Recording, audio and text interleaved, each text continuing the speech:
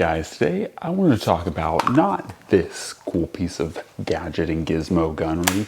We're going to talk about what I think are three of my favorite and arguably some of the best fighting or go-to-war pistols. And the reason why I have this in my hands instead for now is that a lot of time is spent here on the YouTube universe talking about fighting primaries, trying to make the best kind of SPR, general purpose rifle, or whatever you're looking to do. This, of course, very niche, very specialized in what its applications are, but a lot of time is spent on primaries, things like this in particular. And while this SIG MCX set up as a kind of LVA-ish type-esque firearm is pretty cool, where this is definitely not the center of the attention, at least for this video. Like I said, today I wanted to talk about really more.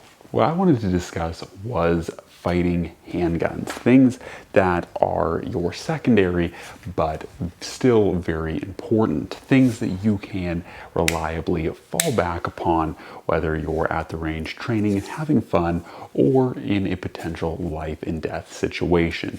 So let's go over my top three. First one starting off is the H&K USP 45.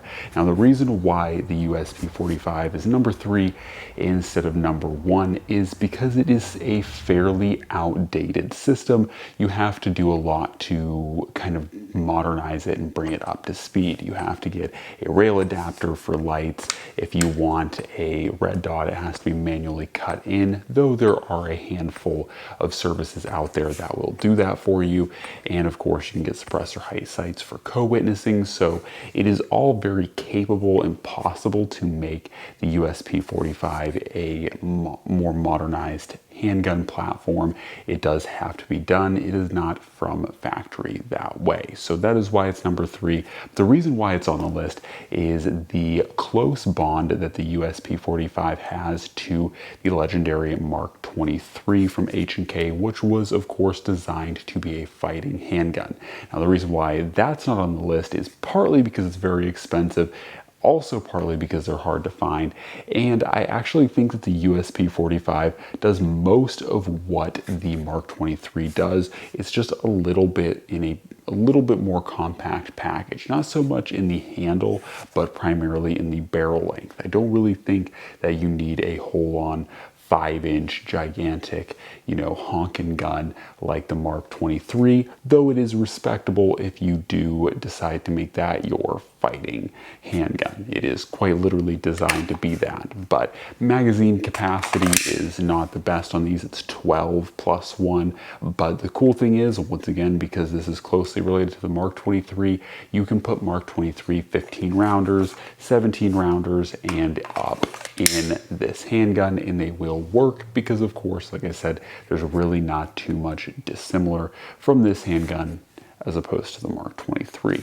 So for those reasons, the USP 45 is on this list. I also think that the USP 45, especially for being a 45, is one of the more shootable, smooth shooting 45 ACP handguns out there. I don't think 45 ACP is necessarily an aggressive recoiling handgun, or caliber I should say, but it certainly lets you know it's there. And I think that the USP 45, just like the Mark 23, does an excellent job at really taming that recoil.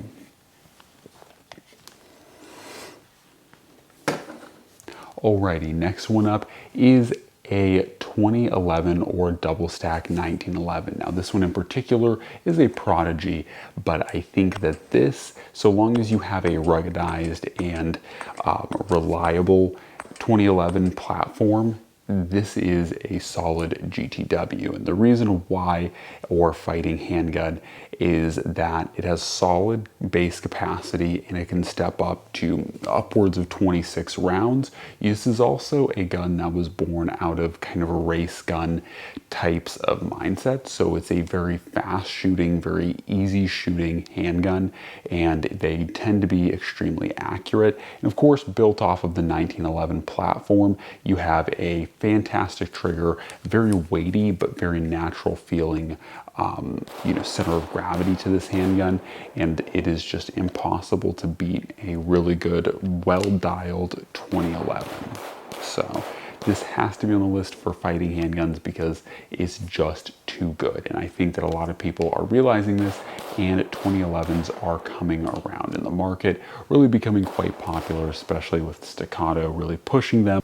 But I digress. So let's talk about the third and the final, and number one, actually, not the third quite.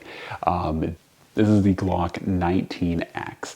And the reason why I think the Glock 19X is the best fighting or GTW handgun is because it is a true balance of things such as capacity, a good or at least decent caliber, being able to be modernized with things like red dots, of course, being able to throw a light on it. It is reasonably compact because it has the 19 slide on it, but it has the 17 or Glock 17 essentially length handle on it, if you will, or frame, so you have a great base capacity that you can step up because it's a Glock, all the way up to very large capacity numbers if you really wanted to, but realistically probably 33 would be the most attainable or reasonably carryable, and even that would be ridiculous, but you can easily get, you know, +2, +3 extenders on these things to just a little bit bump up the capacity.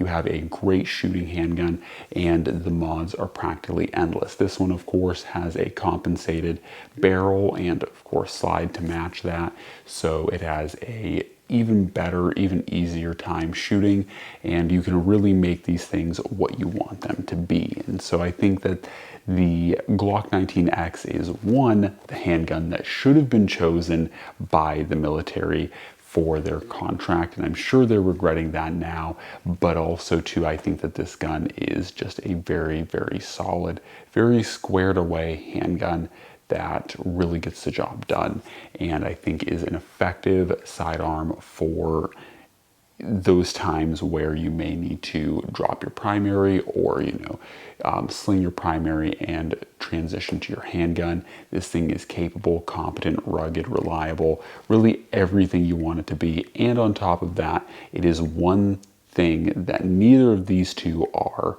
and that is affordable. These things can be easily had for under 700, under 600 sometimes, and that really makes these very attainable for a reliable, rugged handgun that can serve you well. So I think for all of those reasons, that's what makes the Glock 19X or the Glock 45, for those who don't like the tan coloration, a perfect option for someone looking to really have a decent firearm or decent handgun to match or kind of build that range loadout or tactical loadout or whatever the loadout is for.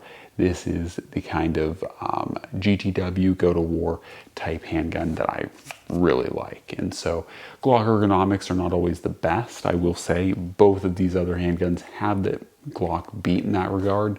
But outside of that, it's probably about the only negative that I really have for Glocks. And in my opinion, I've been shooting them for so long that it really is quite inconsequential to me personally. Anyways, guys, that's my top 3. What's yours? Let me know in the comment section below what should have been on this list. And as always, guys, God bless, and I'm out.